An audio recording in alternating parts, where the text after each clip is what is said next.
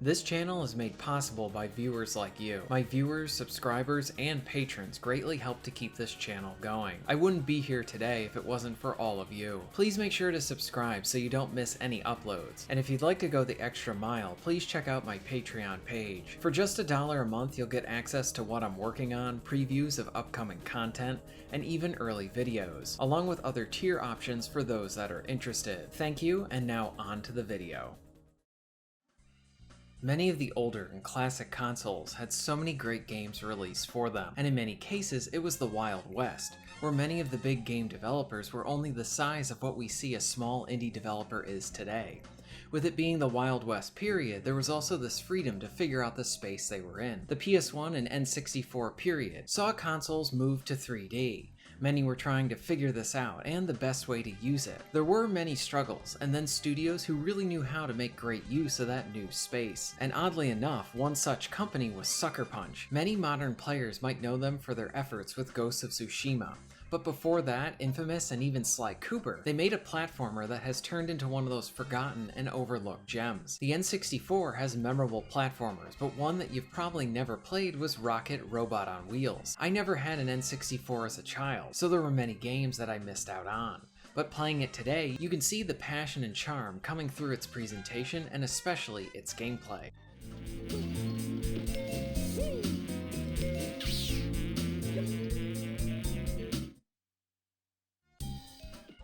Rocket Robot on Wheels sees you trying to gain back control of a theme park. You control a robot and need to complete a set of challenges to get this all done.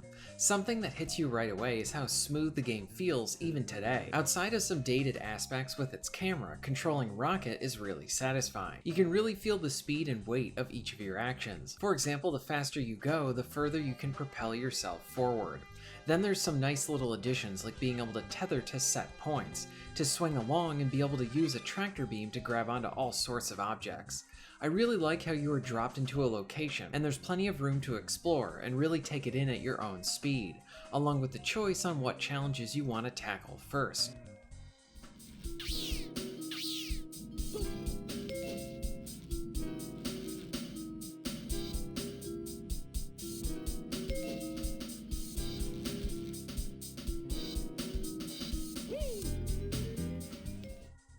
Rocket Robot on Wheels is a platformer that displays a lot of charm that makes the entire experience so inviting right from the get-go.